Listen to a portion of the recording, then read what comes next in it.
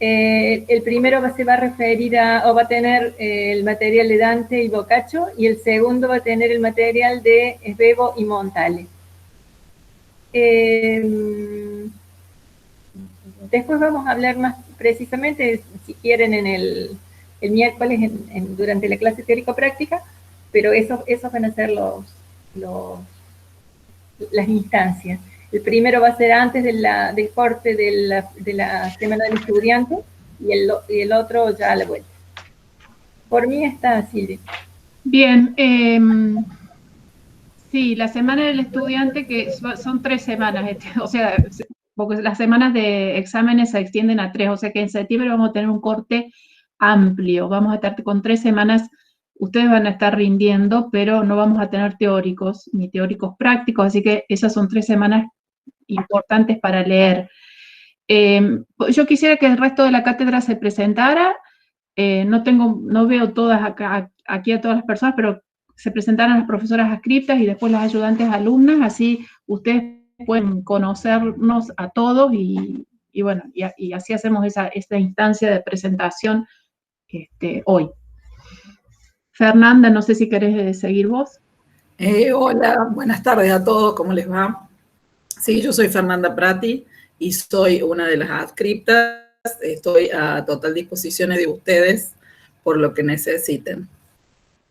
Y la otra compañera adscripta, me parece que no está, Eugenia. María Eugenia Botino, ¿estás? Creo que no. Bueno, María Eugenia Botino es la otra profesora adscripta que estuvo recién, pero se ve que salió. Quedaría presentar ahora las compañeras ayudantes alumnas. No sé quién empieza. Magdalena, ¿puedes empezar? Hola, yo soy Magdalena, soy ayudante alumna. Hace ya, no sé, creo que 3 o 4 años que estoy en la cátedra, lamentablemente para ellas. Nada, un gusto, y si tienen alguna duda, bueno, también está en proceso de construcción la página web, que tiene la guía de estudio. Está muy útil para llevar con las lecturas, y también en esa guía, en esa página web, que está el link en los comentarios, está la bibliografía a través del Drive, también está disponible a través del aula virtual. Después, que se sigan presentando las chicas, acá Emilia preguntaba cuántos trabajos prácticos van a hacer. En los comentarios, vi. Bueno, nada, muchas gracias, y es hermosa esta materia. Siempre como que uno renueva el compromiso. Sí, yo me gustaría también, no lo dije al principio, pero lo digo ahora, marcar un poco las preferencias de las adscriptas y las ayudantes alumnas, ¿no? Porque son todas personas que están especialmente interesadas en algún aspecto de la literatura italiana. Fernanda Prati se interesa de modo especial en el género policial y ha tomado para ello a su cargo a Yaya. Entonces es probable que con Fernanda desarrollen ese tema y vean parte de ese tema. Luego Magdalena ha tomado como tema de lo que va a ser su TFL, esperemos que sea ese, a Italo Svevo. Entonces está profundizando ese autor. Ahora las dejo a Carolina Schultes, a Muriel Abelo y a Julia Barbero para que se presenten y también para que digan un poco cuáles son sus preferencias y por qué están en la cátedra. Carolina, no sé si querés hablar vos. Bueno, ¿se escucha? Creo que no se me escucha. No. ¿Sí? Perfecto. Buenísimo. Tengo problemas con el micrófono por eso. ¿Cómo andan? Bueno, mi nombre es Carolina Schultes, estoy en la cátedra desde el año pasado. Y bueno, en mi caso me interesa mucho todo lo que es la poesía de Montale, muchísimo, es muy interesante. Bueno, cuando lleguen a leerla van a ver lo hermoso que es, lo hermoso y difícil, muy desafiante, pero muy, muy linda. Así que bueno, en su momento seguramente también voy a estar ayudando con eso. Y bueno, les recomiendo, la verdad es que esta materia es hermosa, es muy linda, se van a encontrar con muchísimas cosas con una literatura muy rica, muy grande, muy profunda y muy linda, así que bueno, los animo a que sigan las lecturas con mucha energía y con muchas ganas porque los va a sorprender.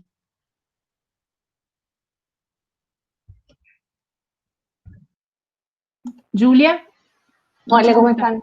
Ah, Sí, bien. acá estoy.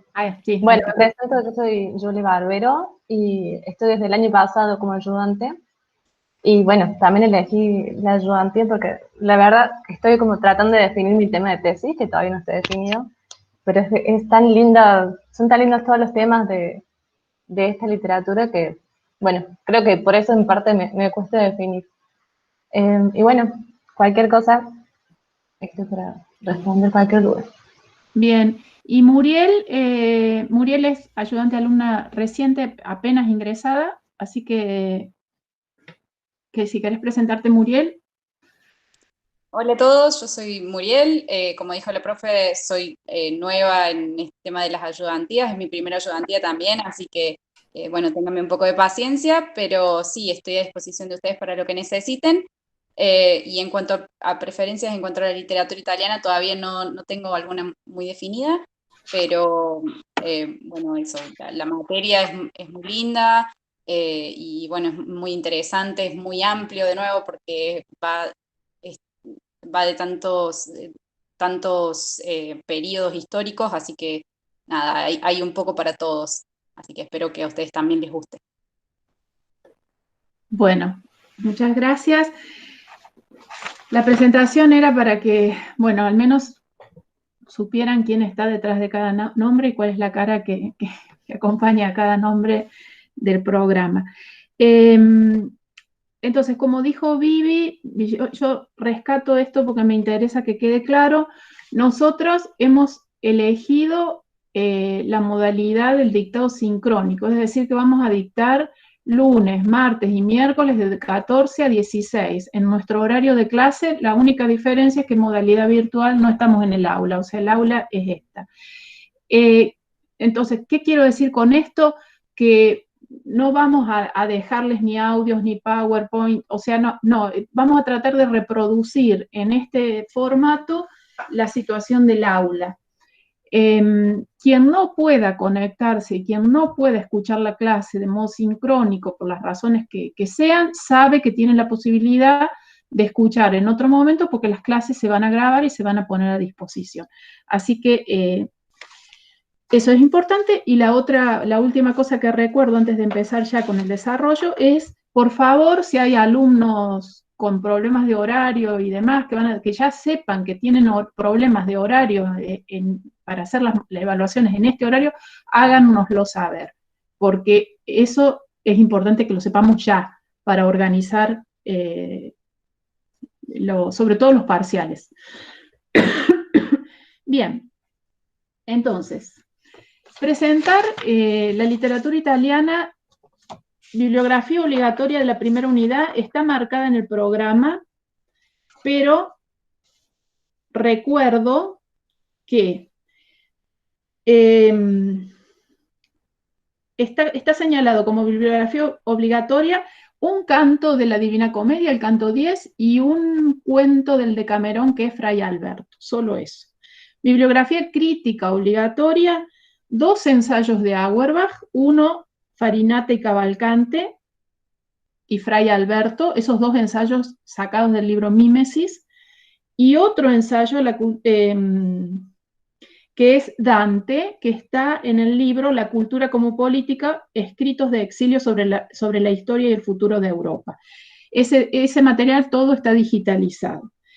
Les hemos indicado también como bibliografía crítica obligatoria la introducción a la historia de la literatura italiana de Azor Rosa, a una historia, un compendio de la historia de literatura italiana de Azor Rosa, porque es un compendio breve, de Alejandro Patat, esa introducción que es importante por algunas razones que voy a explicar ahora, y una selección de Petronio, de la historia de la literatura italiana de Petronio, corresponde a los capítulos de Dante y de Boccaccio, que si bien es cierto, vamos a estudiar solamente ese canto 10 y el cuento Fray Alberto, es importante que ustedes lean ese capítulo de Boccaccio, lean todo este desarrollo para saber quién era Dante, en qué momento, todas esas informaciones que yo no puedo dar en un teórico, serían tediosas y además ustedes las pueden leer directamente de ese manual. Entonces, esa bibliografía es obligatoria. Tengan en cuenta que esa lectura es importante porque de ahí esos son insumos para preparar luego el parcial. Bien, vayamos entonces a la presentación de la literatura italiana y a esta primera unidad, los fundamentos de esta primera unidad. Les decía que la literatura italiana tiene un origen particular, como toda literatura, como todo sistema literario, pero esa particularidad la hace un poco diferente al resto de las literaturas europeas, ¿no? Ustedes ya escucharon que yo dije la literatura italiana nace, nosotros tenemos las primeras manifestaciones de la literatura italiana en el siglo XIII, o sea, hacia 1200, pero nace en el siglo XIV, en el 1300, con una obra como la Divina Comedia.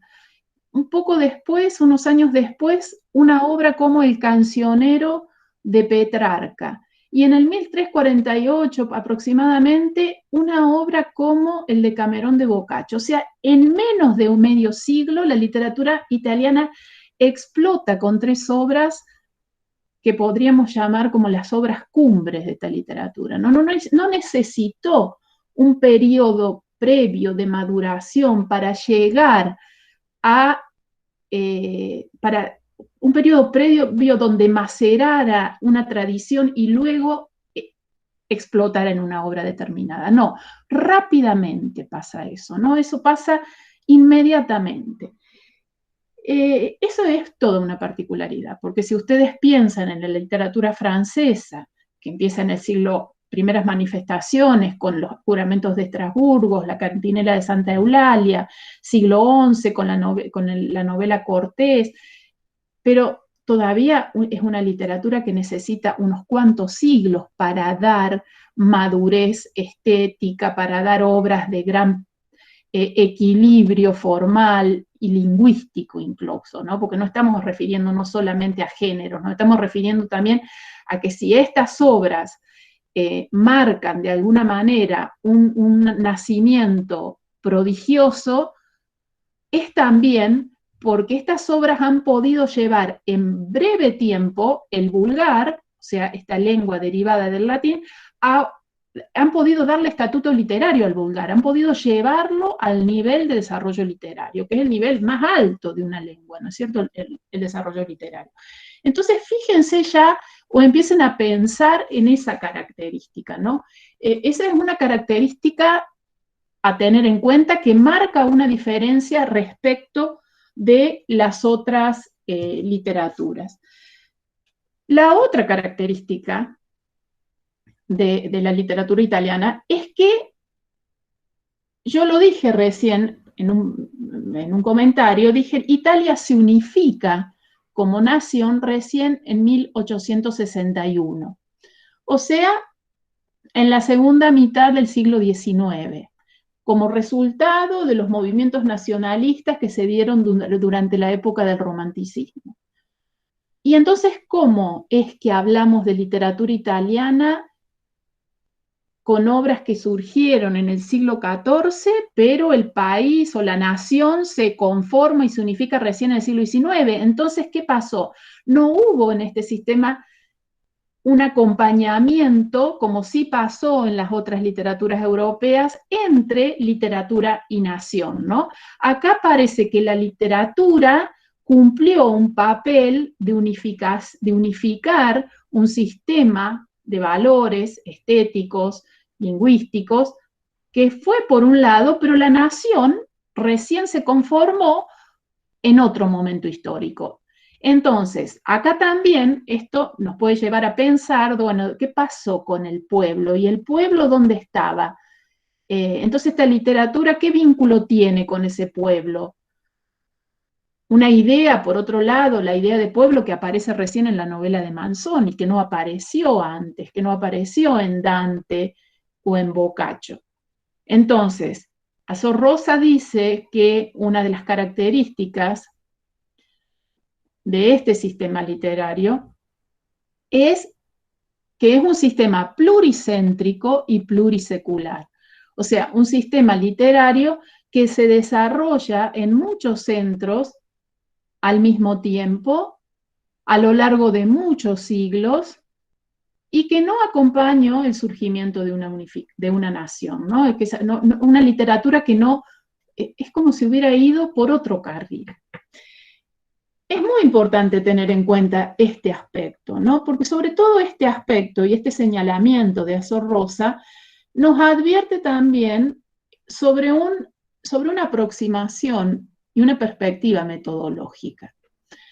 En el año 2000, entre 1982 y 2000, se publicó en Italia una obra crítica, una obra de crítica monumental que se llamó Literatura Italiana. O sea, la literatura se la conoce como la literatura italiana de Azor Rosa. Azor con S, Rosa con S también, Alberto Azor Rosa, que es el crítico que edita en Einaudi, una célebre editorial italiana, 20 volúmenes que nos ofrecen una perspectiva diferente y nueva de la literatura italiana, ¿no? Este es Alberto Azor Rosa. Alberto Azor Rosa que recién, a finales del siglo XX, saca a la luz una historia de la literatura italiana que de alguna manera entra en contradicción, establece un debate con la célebre y clásica y primera historia de la literatura italiana que la crítica dio, que fue la historia de la literatura italiana de Francesco de Santis. Una historia de la literatura italiana que surgió a finales del siglo XIX, paralelamente al surgimiento y a la conformación de Italia como nación, así como algunos se encargaron de que Italia se conformara como una nación, otros, los operadores culturales, y Francesco de Santi fue uno de ellos, se encargó de decir, bueno, somos una nación, ahora voy a escribir una historia de la literatura italiana de esta nación. Ahora, lo que hizo Francesco de Santi en realidad fue un poco manipular una serie de manifestaciones literarias que se habían dado hasta ahora, que en realidad no representaban a ninguna nación.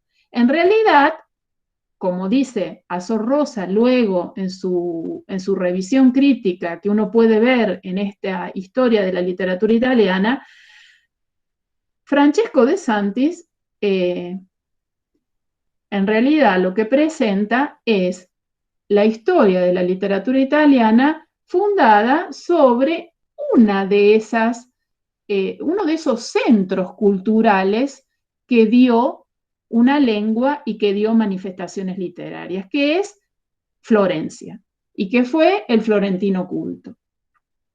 Entonces, la aparición de esta obra crítica de Azor Rosa fue importante, ya hace 40 años casi, pero fue importante porque renueva la visión de la crítica académica, ¿no? Por primera vez la literatura italiana es pensada con esa complejidad que la caracteriza y es objeto de análisis de una visión mucho más compleja y más detallada que intenta, ¿qué cosa? Intenta superar esa cronología, ¿no? Esa sucesión cronológica de obras que de alguna manera forma o conforma una historia literaria.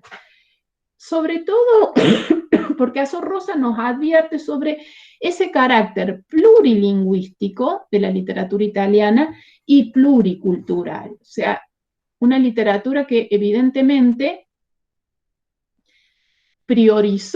privilegió una sola variedad de lengua y en esa variedad de lengua, que es el florentino culto, generó la literatura y organizó ahí esa literatura. Y el pueblo, bien, gracias, el pueblo, la mayoría no podía hablar esa variedad de lengua, la mayoría hablaban sus dialectos. Italia, podríamos decir, se reconoce como nación hasta el siglo XIX, hasta 1861, se reconoce como nación en la literatura, no en un estado político. Esa es otra característica importante. La historia de la literatura italiana de Azor Rosa, que en realidad se llama literatura italiana, no historia de la literatura italiana, aborda cuestiones transversales, o sea, importa también porque Azor Rosa nos promete y nos propone en esta obra otra mirada del estudio literario, una mirada que no es inmanentista, no tiene que ver con las aproximaciones inmanentistas derivadas del estructuralismo, sino una mirada que nosotros podríamos considerar como de renovación del antiguo método histórico literario tan criticado y tan menospreciado en general, ¿no? Porque pareciera que fuera un método enciclopédico que trata siempre de subordinar la obra a un contexto. Eso también lo vamos a revisar, porque desde el punto de vista metodológico nosotros adscribimos al método histórico literario, pero lo defendemos, porque entendemos que una obra surge de un contexto. Una obra no surge de la nada, surge en un contexto determinado, surge en una tradición, un autor escribe porque ha leído obras previas, porque ha reconocido en una tradición líneas que luego recupera y sintetiza en su obra particular, y a su vez traza lineamientos para la continuidad de esa literatura. El aporte de Azor Rosa ha sido sobre todo establecer, reactivar, redefinir una relación que en Italia es importante, que es la relación geografía e historia, ¿no? Una relación que ya había presentado Dioniziotti en 1967 en un libro muy importante que se llama Geografía e Historia, ¿no? Sobre todo una obra en la que se advierte justamente esto, que yo puedo pensar en la literatura francesa y paralelamente pensar en la nación francesa.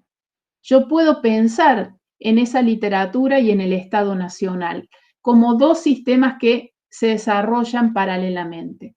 Pero en Italia eso no se dio. En Italia hemos tenido una literatura que ha funcionado, que se ha caracterizado, que se ha definido en un sistema elevado, en una lengua culta, que la hablaban solamente una élite, o sea, una literatura muy alta, muy elevada. Y por lo tanto, esto que decía Carolina Montale es difícil. Es difícil, y claro, sí es difícil, porque esa tradición se fue codificando y se fue conformando en ámbitos cerrados, selectos, cultos. Tuvieron poca influencia de lo popular. Entonces, claro que es difícil, ¿no? Porque hay que conocer toda esa tradición. Y la lengua también se va constituyendo en ese círculo. A eso podemos atenderlo o no podemos atenderlo. De hecho, Francesco de Santis dijo, bueno, nosotros estábamos predestinados a ser una nación. De hecho, teníamos una literatura por detrás que nos respaldaba. Bueno, sí, está bien, la hipótesis de Santis nadie la desestima. De hecho, todas las historias de la literatura italiana que se hicieron después de Francesco de Santis siguen un poco esa línea. Lo importante es esta suerte de bomba que Azor Rosa presenta en el escenario de la crítica con una historia de la literatura italiana que pone en cuestión esos presupuestos y que nos lleva a analizar la literatura italiana desde otra manera, desde otra perspectiva y analizando toda esa complejidad que la literatura tiene. Entonces, Azor Rosa habla de la literatura italiana como sistema pluricéntrico, plurisecular. ¿Por qué dentro de ese sistema pluricéntrico, plurisecular, se impuso una determinada variedad de lengua, que fue el florentino culto? Bueno, hay razones para pensar en por qué fue Florencia el lugar. Probablemente porque Florencia fue una de las ciudades más beneficiadas con una suerte de revolución comercial que hubo hacia finales de la Edad Media, y que ahora cuando entre a Dante voy a explicar, ¿no? En esa salida del feudalismo y en las consecuencias de las cruzadas, rápidamente Florencia fue un centro cultural que se organizó en torno a pautas sociales, civiles y económicas que hicieron que ahí la vida cultural se desarrollara rápidamente. Pero además ustedes tienen que pensar que el surgimiento de estos autores maduros, de estas obras, perdón, maduras rápidamente, tiene que ver también con la íntima relación y esa estrecha relación que hay entre Italia y el Imperio clásico, o sea, y el Imperio romano y Roma, la antigüedad grecolatina. O sea, hay una continuidad también ahí, que uno no la puede dejar de lado, que no puede dejar de considerarla. Entonces hay todo un sustrato cultural que permitió que esto surgiera de pronto, rápido y bien, ¿no? Bien. Otro aspecto que a mí me interesa rescatar del aporte de Azor Rosa en su crítica, en su literatura italiana, es el principio de periodización que Azor Rosa presenta para el abordaje de la literatura italiana. Una literatura, como les decíamos, vasta, una literatura que se extiende a lo largo de tantos siglos, pero que surge con estos tres escritores, Dante, Petrarca y Boccaccio, surge con ellos tres,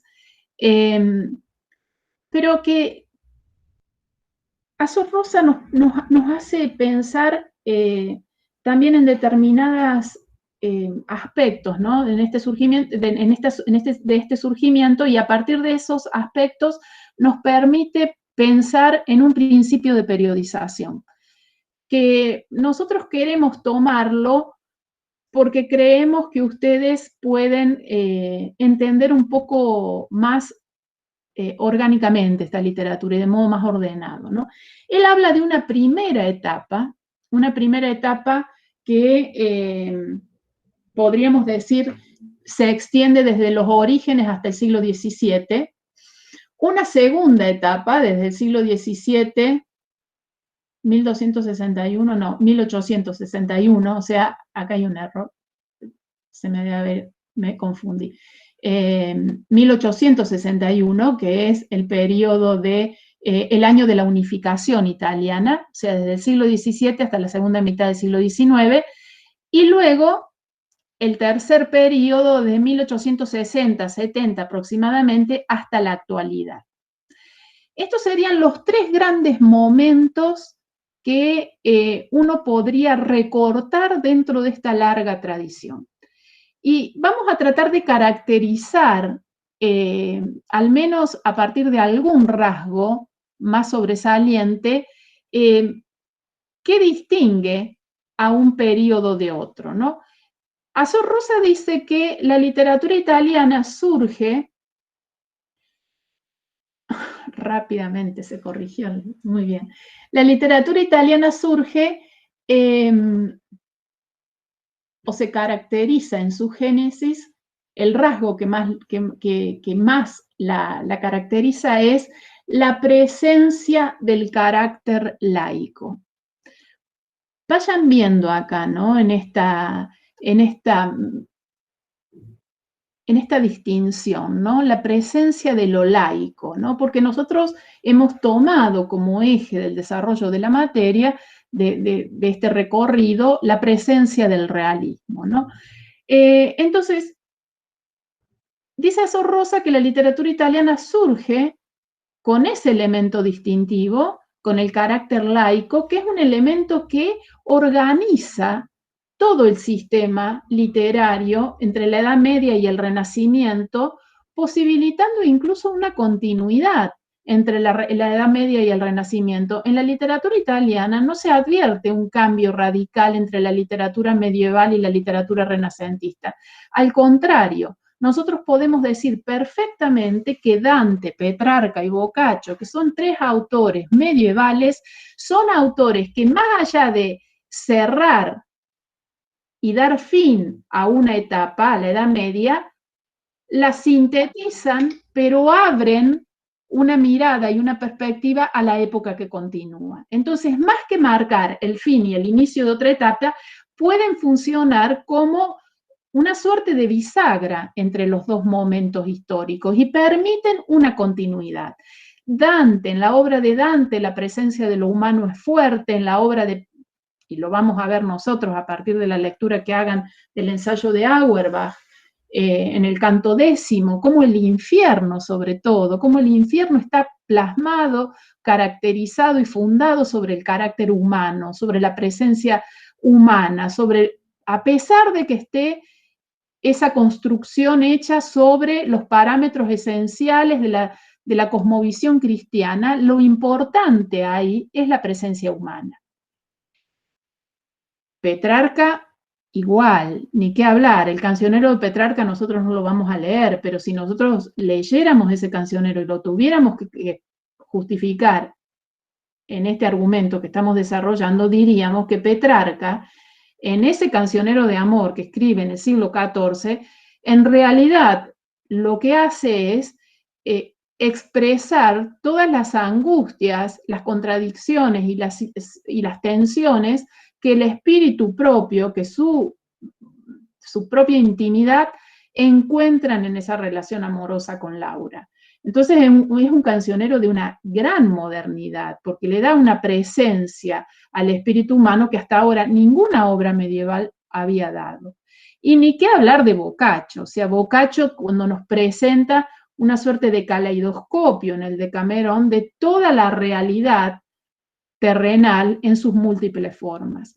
Entonces, estos tres escritores, que son escritores del 1300, pero si nosotros lo traducimos a nuestra manera de denominar los siglos, diríamos del siglo XIV, lejos de instalarse en esa cosmovisión medieval que tiene el cristianismo como centro, o sea, toman el elemento cristiano, pero le imprimen rápidamente un elemento laico, un elemento humano, donde lo humano, donde el hombre es importante. Y ese elemento humano va a ser recuperado luego por el Renacimiento, por el humanismo y el Renacimiento, y va a llegar a manifestaciones plenas e importantes, como en Pico de la Mirandola, en Marcelo Ficino, bueno, y en toda la literatura renacentista. Es como si estos escritores, más que un corte, establecieran una continuidad. Ese carácter laico de la literatura italiana, que consiste justamente en darle relevancia a lo humano, en centrar lo humano en el centro de esa tradición, pervive, se sostiene hasta la llegada de la Contrarreforma. Cuando llega la Contrarreforma a mediados del siglo XVII,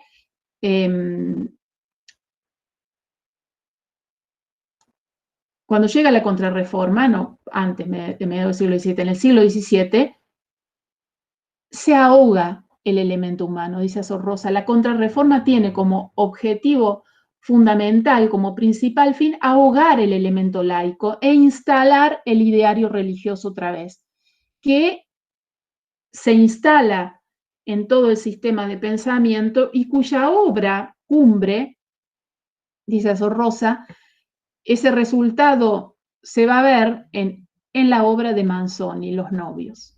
en esta novela histórica que le da a la providencia, al elemento religioso, una importancia decisiva y hace depender todo lo que ocurre de ese elemento religioso, ¿no? Que es la providencia. El tercer periodo, entonces nosotros podríamos ver acá un primer periodo que es desde el surgimiento hasta el advenimiento de la Contrarreforma, un periodo que se caracteriza por la conformación y consolidación del carácter laico.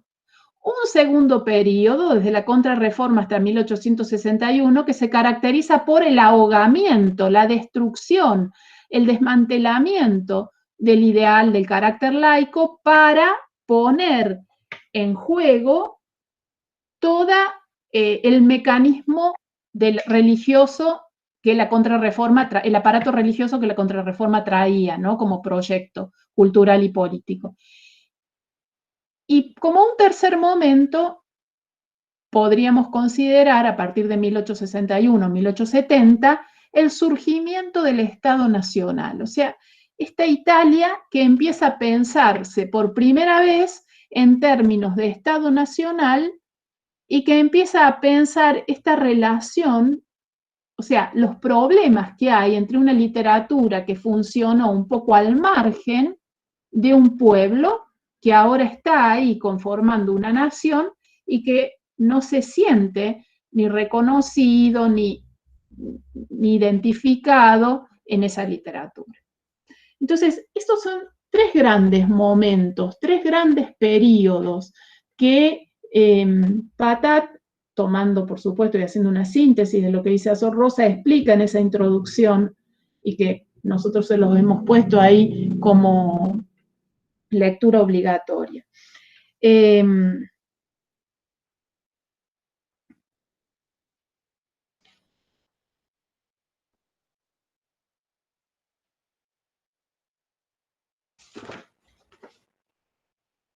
Bien, la literatura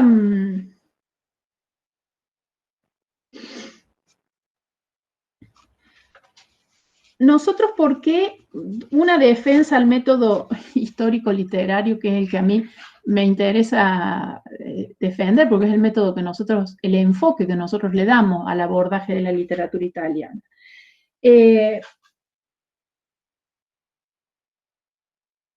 Esta perspectiva histórico-literaria no supone, por supuesto, para nosotros una evolución lineal de la literatura italiana, para nada lo que queremos mostrar es una evolución lineal. En todo caso, nosotros lo que queremos mostrar con la elección de esta metodología histórico-literaria es priorizar un enfoque cognoscitivo e interpretativo, ¿no es cierto?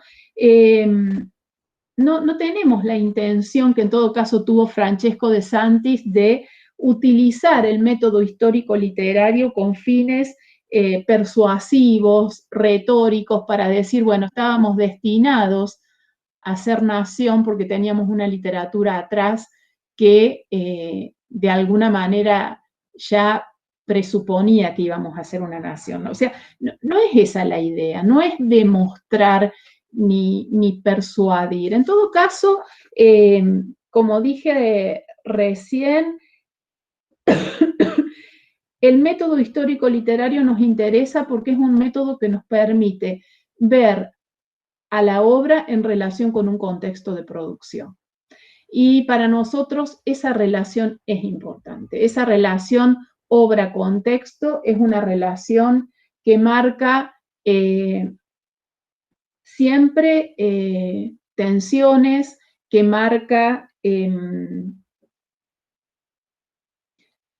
a veces apartamientos del centro del sistema, pero que permite siempre ver la relación a la obra literaria puesta en relación a un campo más amplio que ayuda a su comprensión. Entonces, por esa razón, para nosotros la idea del método histórico-literario es positivo, ¿no? Se trata siempre porque esto sería lo que diferencia un buen uso o un mal uso del método histórico literario. Un mal uso sería, bueno, tratar de reconocer en las obras literarias las características de una época. Y entonces estamos de alguna manera mostrando a esa obra como la hija de una época, pero además forzando una serie de relaciones. Una cosa muy distinta es decir, bueno, esta obra se crea en una época, es resultado de una época, está vinculada con esta época, puede tener vinculaciones con la época acá, pero también puede mostrar tensiones y contradicciones con respecto a esa época. Entonces habría que reconocer cuáles son, partiendo siempre de la obra, no de la época. Un método histórico literario bien entendido nos lleva siempre a partir de la época. Además, el método histórico literario nos permite también reconocer esta idea de tradición, que es una idea muy importante dentro de una literatura, ¿no? Es verdad, yo puedo abordar una obra literaria sin conocer todo su contexto de producción, sin conocer quién escribió antes y quién escribió después. Lo puedo hacer, de hecho, eso se hace. Y hay muchos abordajes críticos llevados adelante de esa manera. Pero nosotros entendemos que eso le quita riqueza también a una mirada crítica, porque siempre ese autor escribe desde un lugar, escribe desde una clase social, escribe desde una determinada perspectiva histórica y escribe a partir de determinadas lecturas. Ese autor escribe a partir de las lecturas que tiene realizadas y además crea condiciones futuras dentro de esa literatura, ¿no? Es cierto que nosotros a todo esto no lo vamos a poder ver con demasiada profundidad porque el tiempo y porque las condiciones no nos lo permiten. Pero, y además porque, bueno, al tratarse de un curso que pretende ser una introducción a la literatura italiana, hemos elegido también autores canónicos, o sea, no nos hemos ido del sistema literario, no nos hemos ido a los márgenes. Hemos elegido siempre autores que son fundantes en esta tradición. Entonces, eso ya lo aclaro de entrada para que no se objete esta perspectiva. En esa introducción que Alejandro Patat hace a la historia de la literatura italiana, al compendio de esta historia de la literatura italiana traducida, que es una especie de resumen del libro de Azor Rosa, mínimo, imagínense, hecho a la manera de una síntesis, Patat establece cuáles son los aspectos que definen el carácter laico de esta tradición, ¿no? ¿Cuál es? ¿Por qué hablamos de carácter laico? Entre esos aspectos y entre esas características, él señala, tomando lo que Azor Rosa dice, que las obras fundantes de la literatura italiana, Dante, o sea, la Divina Comedia, el Cancionero de Petrarca y el Decamerón de Boccaccio, son obras en las cuales el hombre se enfrenta a su experiencia vital. Entonces, este ya es un aspecto que marca la predilección por lo laico, por lo terrenal, por esta realidad inmediata, ¿no? Otro aspecto importante que señala Azor Rosa y que sintetiza muy bien Patat es que si bien, por ejemplo, en la Divina Comedia, no así en el Decamerón ni en el Cancionero, pero sí en la Divina Comedia, el tema central es este viaje ultraterreno que el hombre realiza a los reinos de ultratumba y que podría perfectamente a nosotros hacernos pensar de que el contenido es religioso. El problema y el objeto de la obra, el objeto central de esa obra es precisamente el objeto humano, la problemática humana. Entonces, en el centro de esa experiencia religiosa está el hombre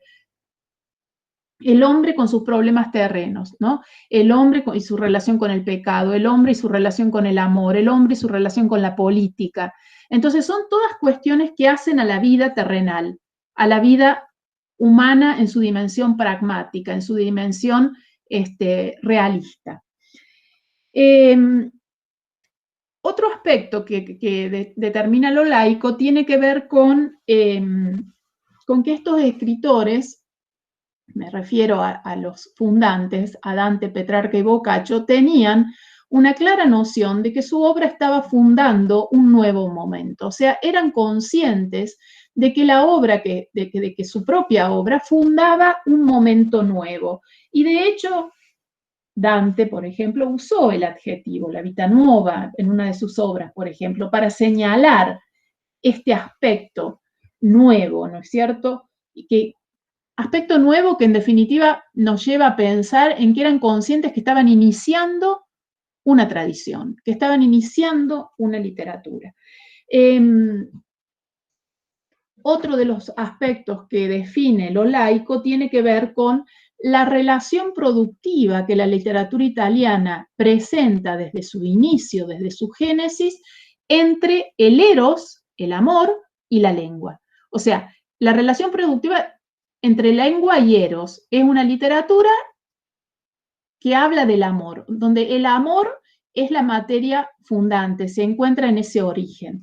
Entonces, eso también marca un aspecto importante. Como también otros aspectos que tienen que ver con la relación lacerante que hay entre el intelectual y el medio, o sea, y que es consecuencia de la vinculación política del escritor con su medio, y que muchas veces ha llevado al exilio, al desplazamiento y demás.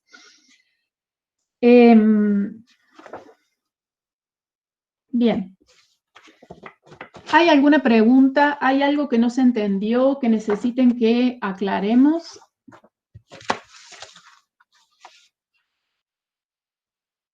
Nada, o sea, estoy por sentado que está todo bien. Entremos ahora entonces, después de haber dado estas consideraciones generales, estas consideraciones introductorias, a una segunda parte de esta exposición que tiene que ver ya específicamente con Dante y Auerbach, ¿no? En uno de los textos que ustedes tienen que leer, que es el texto que se ubica en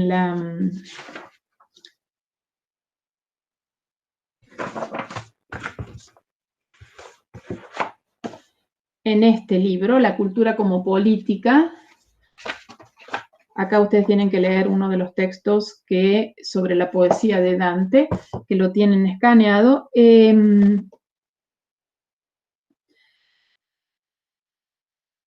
Auerbach señala, bueno, dice que Dante, ustedes van a leer también Petronio para tener este contexto general de quién era Dante, en qué época escribió, o sea, todas esas cuestiones que a ustedes no les gusta escuchar en un teórico de literatura porque las consideran tediosas, aburridas y enciclopedistas, y que es verdad, pero las van a leer solos porque además no tienen ninguna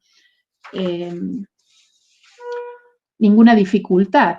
Sobre todo, me interesa que lean la parte de la vida de Dante para que sepan quién era Dante. Es importante saber quién era Dante, dónde nació, todas esas cosas que parecen datos anecdóticos son importantes para poder entender todo lo que vamos a decir en torno y lo que Auerbach dice en relación al realismo en la Divina Comedia, la configuración de ese realismo. Pero bueno, entonces eso directamente ustedes lo leen solo. Yo prefiero ir más a los textos de Auerbach, que son textos más complejos y que requieren en todo caso mayor interpretación y demandan mayor comprensión. Dante nació en 1265, esto lo digo simplemente para que se ubiquen, sobre todo porque para nosotros la Edad Media es como un territorio imaginario, ¿no es cierto? Nosotros no la tuvimos, entonces son siempre referencias lejanas, difíciles. Nació en 1265, murió en 1321. Fíjense ustedes que entonces finales del siglo XIII, principios del siglo XIV. Nació, ¿qué quiere decir esto? Quiere decir que se ubica nace casi al final de la Edad Media, ¿no? Está ahí, cerrando una época. Eso es importante, más que la fecha en sí. Pensar que Dante cierra una época. Está en el paso entre el 300 y el 400. Por otro lado, nace en Florencia. Que yo les diga, bueno, o Firenze, si vamos a, mejor no traducir los nombres de ciudades, ¿no? Vamos a manejarnos con los nombres en italiano. Entonces, Firenze, esta ciudad italiana tan prestigiosa, tan nueva dentro del contexto europeo general, tan importante, porque tempranamente sentó en el territorio europeo las bases de una nueva organización social, de una nueva organización civil, que es la organización urbana y burguesa. O sea, una ciudad como Firenze que nos vincula ya a dos categorías importantes que tenemos que reconocer aquí, que es burguesía y vida urbana, ¿no es cierto? ¿Por qué digo esto? Porque si yo me muevo en otras literaturas europeas, lo que voy a tener que señalar como contexto de producción generalmente en este momento va a ser la corte, literatura de corte. Y acá no, estoy fuera del ámbito de la corte. Estoy en un territorio como es la península itálica, que tiene estas ciudades, que no las tiene el resto de Europa, o sea, no es que no haya ciudades en el resto de Europa, pero no con este nivel de desarrollo, que me acercan ya a nuevas formas de organización social civil que para la época son modernas, ¿no? Que tienen que ver con una vida civil, con todo lo que eso implica y con la burguesía.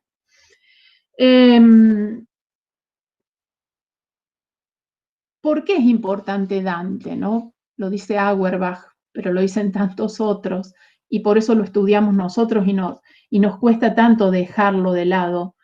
Porque en la Divina Comedia, Dante ofrece la imagen más rica y más completa de toda la cultura de su época, que ningún otro autor ni ninguna otra obra haya podido generar alguna vez.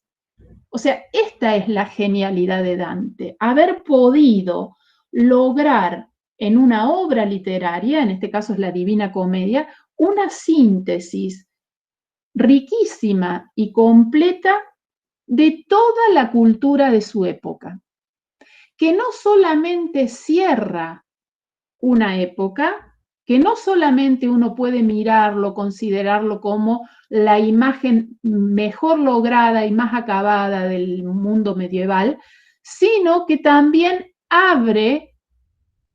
proyecta una perspectiva hacia el futuro.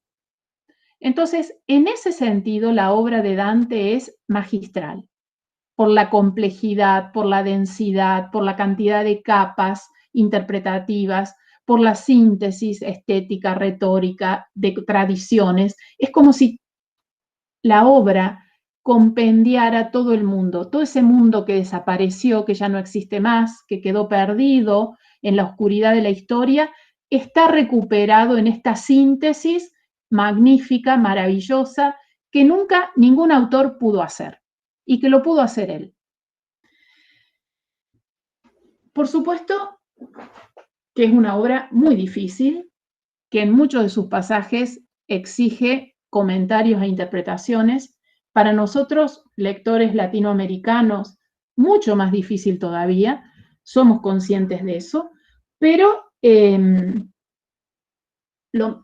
por lo menos vamos a hacer el intento de poder ver cómo Dante trabaja al menos un aspecto, que es el aspecto del realismo, que es lo que nos interesa a nosotros, porque ese elemento, el realismo, fija y funda una tradición, un elemento que se va a mantener a lo largo de todo este recorrido. El realismo es una nota distintiva en la literatura italiana. Fíjense ustedes que a diferencia de la literatura alemana, de la literatura inglesa, que es una literatura donde la ensoñación, lo onírico, lo fantástico tiene más relevancia, la oscuridad, la noche tiene más importancia. Fíjense las manifestaciones románticas que esa literatura dio. Sin embargo, la literatura italiana se acerca más, tal vez por su vinculación a la tradición clásica, se acerca más al realismo, ¿no? Y a esos aspectos distintivos. En este ensayo, el ensayo sobre la poesía de Dante que Auerbach presenta en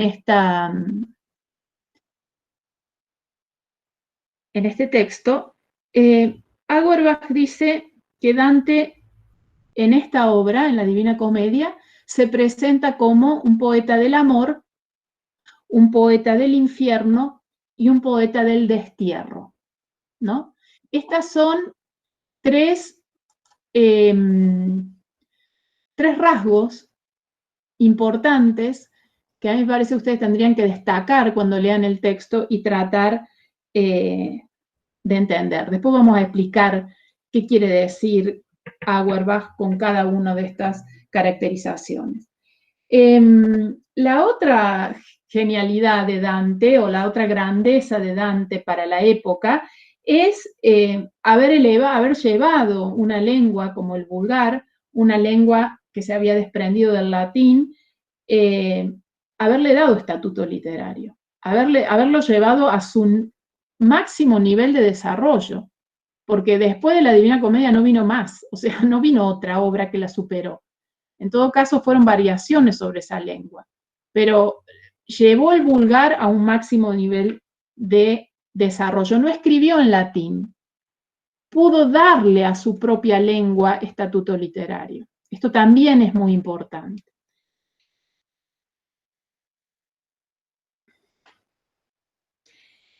Y el tercer aspecto, no sé si era el tercero, pero otro aspecto importante, y esto sobre todo, lo del vulgar, Dante lo desarrolla en una obra que es de Vulgaria Elocuentia, ¿no? Pero bueno, nosotros no vamos a entrar en esa disquisición ahora. El otro aspecto tiene que ver con el estilo. Cómo la Divina Comedia es una obra en la que la vida contemporánea, o sea, la vida contemporánea Dante, su propio entorno, ingresa plenamente en la obra. Y de ahí el realismo, ¿no? El intento de representar a los individuos en su singularidad. Esto es como la clave del realismo que Dante logra en esta obra que pareciera ser una síntesis del mundo medieval, ¿no? Y nosotros podríamos tender a confundir con un mundo del más allá y demás. Sin embargo, el hecho de que Dante quiera mostrarnos individuos en su singularidad tiene que ver con esa fuerte propensión realista que la obra tiene. Bien, entonces, para Auerbach, sin duda, y yo creo que Auerbach es un crítico que también está un poco descuidado porque ahora la erudición es vista como mala palabra, ¿no? La erudición de un crítico, estamos en una época que no valora la erudición, al contrario. Pero a mí me parece que una lectura como la de Auerbach es una lectura riquísima, que permite ver tantos niveles de interpretación en un texto y que nosotros no tenemos que negarnos a eso. O sea, ya que tienen Auerbach es tan rico como Dante.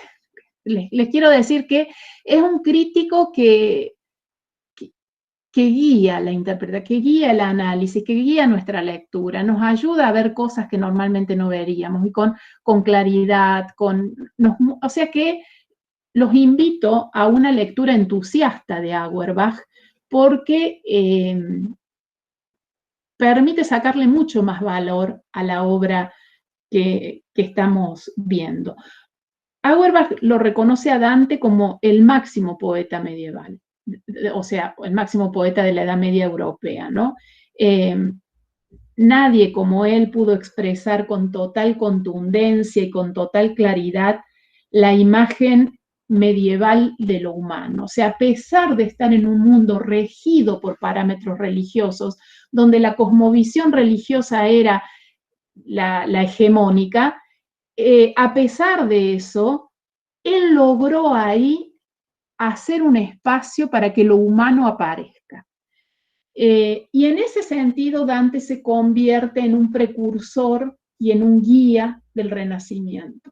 Por eso, como les decía recién, lo laico tiene tanta importancia y por eso nosotros vemos que entre la literatura medieval y la literatura renacentista en Italia no se produce un corte como se produce en otras literaturas, sino que por el contrario, una continuidad. Ustedes fíjense, por ejemplo, en la literatura inglesa. El teatro isabelino va a marcar un despertar a lo humano. Shakespeare, en el teatro isabelino, funda, de alguna manera, crea la personalidad, ¿no es cierto? Los aspectos fundantes de la personalidad humana están en ese teatro.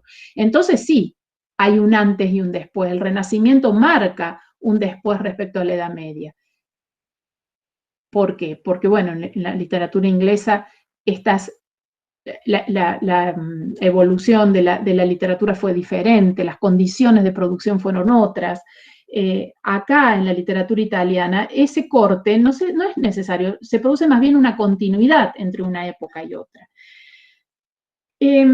Acá también para poder entender el realismo de Dante es necesario también tener presente algunos aspectos claves de la Edad Media que por ahí se nos pueden escapar, ¿no? Y que nosotros podemos no tener del todo precisados en nuestro imaginario. Pero, por un lado, saber que la Edad Media europea, ustedes piensen en ese gran bloque de siglos que constituye la Edad Media europea encontró su unidad en el cristianismo. El cristianismo fue el sistema de valores, el sistema ideológico que le dio unidad a la Europa medieval.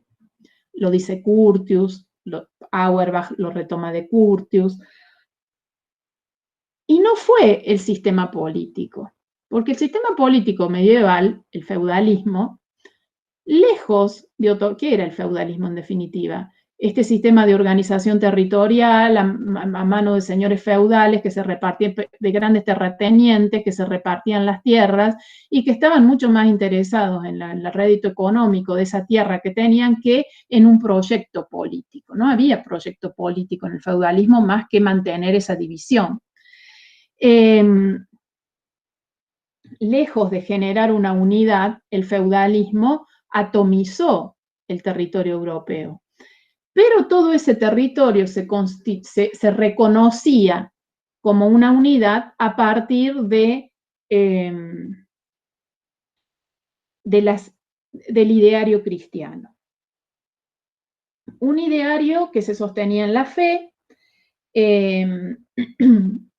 y por supuesto era una unidad puramente ideal. Era ideal, o sea, no existía territorialmente esa unidad. Ahora, en ese mundo, unido a partir de un principio religioso, ¿quiénes manejaban la lengua, las lecturas? Solo los miembros de la iglesia leían, hablaban en latín. Ellos tenían acercamiento a las ciencias, a las artes. El pueblo en general estaba muy distanciado de esas prácticas, ¿no? La observación de la naturaleza y el desarrollo de las ciencias había quedado a un segundo plano porque la cosmovisión cristiana los había de alguna manera relegado. Se impusieron entonces, en esta cosmovisión cristiana, se impusieron teorías de tipo metafísicas, religiosas. Pero en determinado momento ocurrió algo que rompió esta suerte de statu quo, que fueron las cruzadas. Las cruzadas, impulsadas por los mismos señores feudales y por la iglesia, con el fin de rescatar el Santo Sepulcro y de dar lucha al Islam, tuvieron una consecuencia, objetivo que no lograron, tuvieron una consecuencia que ellos no previeron y que fue justamente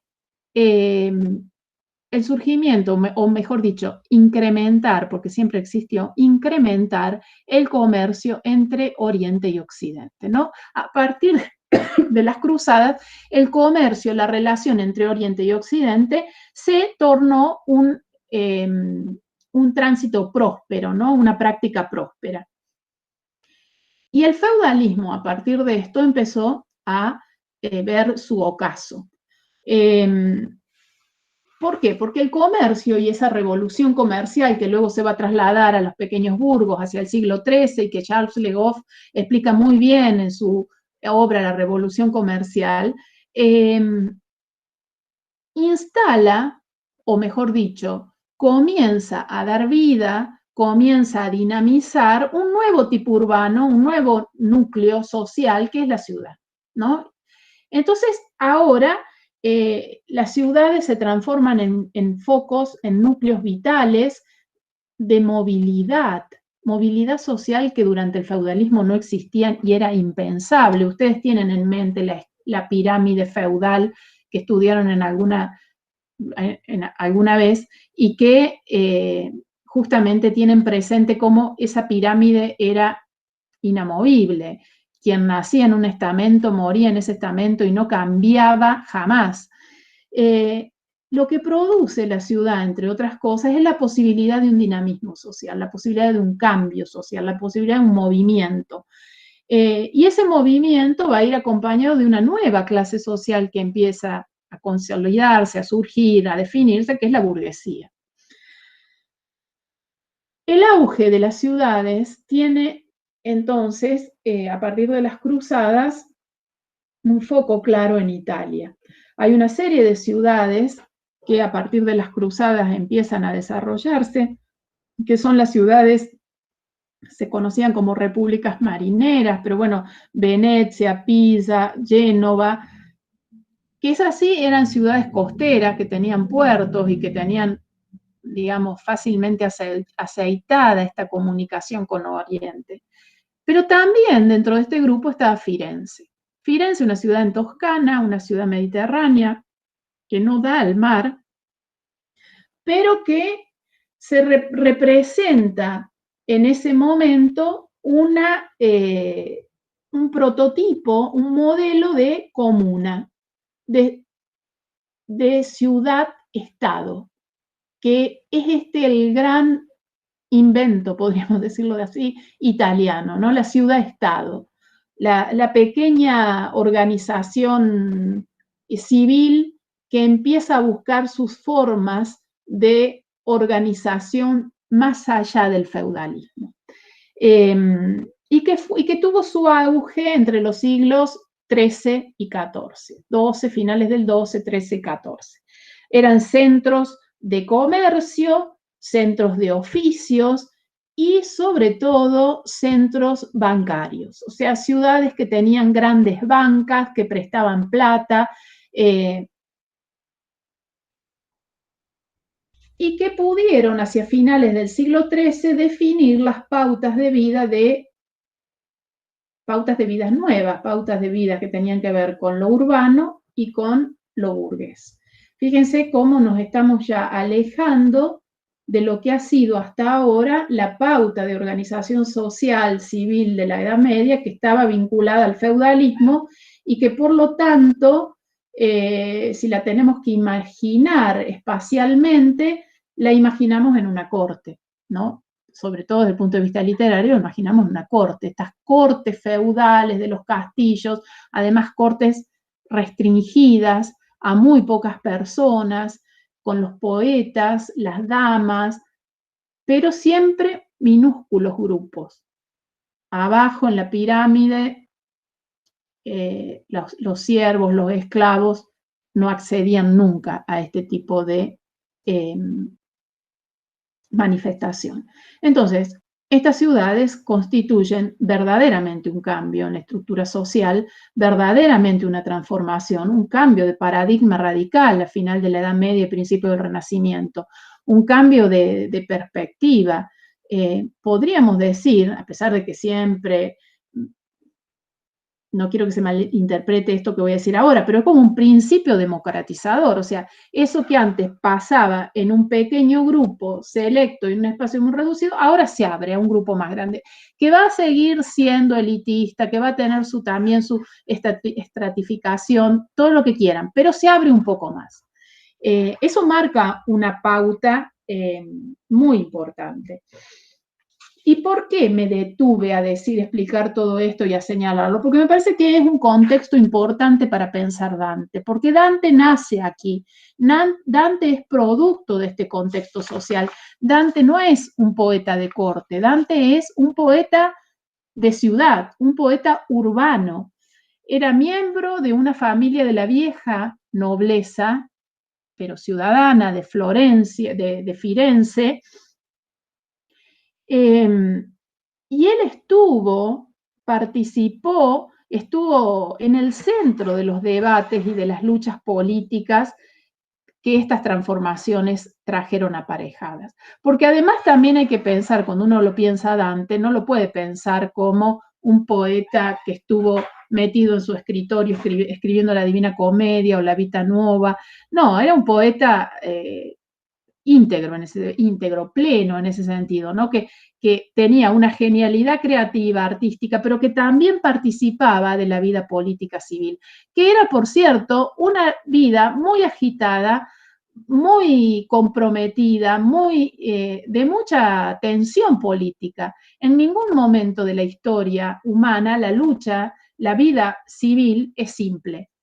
Eso es mentira, o sea, la idea de que ¿por qué no podemos vivir sin problemas? ¿Y por qué no podemos...? Porque siempre en un núcleo social hay tensiones, hay disputas, y eso siempre lleva a enfrentamientos, a choques. Lo que pasa es que la política justamente sirve para eso, para poder orientar esas tensiones de la manera más civilizadamente posible.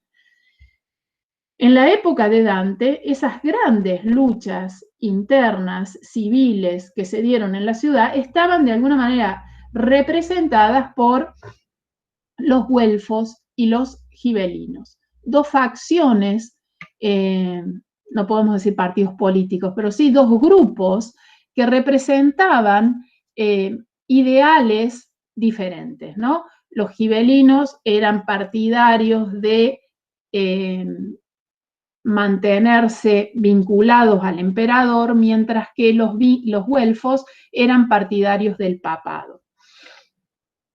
Porque ustedes saben también, y no quiero entrar en eso porque ya es irme a otro problema, pero sí se los recuerdo porque tiene que ver con esto que estoy señalando, que en el siglo XIII las dos grandes potestades que se disputaban el poder en la Edad Media, papado e imperio, estaban en gran pugna. Entonces, esa gran tensión del siglo XIII se traslada al ámbito urbano, y en el ámbito urbano está de alguna manera representada por los gibelinos en Firenze, por los gibelinos y por los güelfos. Cuando Dante nació, los gibelinos ya habían desaparecido, pero esa división, papado, imperio, se traslada al bando güelfo, porque los güelfos se dividen en güelfos blancos y güelfos negros. Los güelfos negros en favor del papado y los güelfos blancos, a los que pertenecía Dante, en favor de dividir, de diferenciar el poder terrenal para el imperio y el poder celestial para el papado. Bien. Yo diría ya, porque ya es el tiempo, y yo cortaría aquí. ¿Me dejas agregar algo? Sí, claro. Solamente de decir que, pero para apoyar lo tuyo, que en Florencia tenía su propia moneda, que era el florino. Claro. Señal de que en Florencia había bancos importantes. Por lo tanto, la cuestión del poder era crucial, tenía una envergadura que es importante, una cosa, no era el dominio de una villa, sino verdaderamente era dominio sobre las rutas del Mediterráneo, sobre muchísimos territorios, ya que con esa moneda se podía circular y acceder a comercios en territorios internacionales. Va, internacional, más allá de ese lugar. Sí, Claro. además, estos bancos son los que financiaron las batallas de, por ejemplo, España, Francia, que no se llamaban todavía así, España, porque en ese momento ya en esos territorios se estaba pensando en la conformación del Estado Nacional. Fueron las ciudades y los bancos italianos los que prestaron plata a esos ejércitos para... cosa que no hizo Italia, o sea, Italia financió la conformación de los estados nacionales europeos e Italia no se conformó como Estado Nacional en ese momento. ¿Por qué? Probablemente porque el papado, que estaba en el medio de la península y ocupaba mucho más territorio de lo que ocupa hoy el Vaticano, era un gran opositor a la unificación italiana, a la conformación de Italia como Estado Nacional. ¿Por qué? Porque, y ahí está la muestra, y ahí está también la lucha de Dante, porque el papado no estaba tan pendiente de las cuestiones celestiales, estaba muy pendiente de las cuestiones terrenales, entonces no quería perder poder. Y el papado fue un gran opositor a que Italia en ese momento se unificara. Además, estando ahí en el medio de esa península, obstaculizaba la unificación. Y después, no habiéndose unificado Italia en el ingreso de la Edad Moderna, ya después fue muy difícil, porque teniendo estados fuertes alrededor, como fueron Francia y España, Italia fue, y habiendo perdido Italia, necesariamente perdió estratégicamente en ese contexto europeo, perdió predominio. Y entonces estos estados fuertes la invadieron y la tuvieron sojuzgada hasta que se pudo liberar en 1861.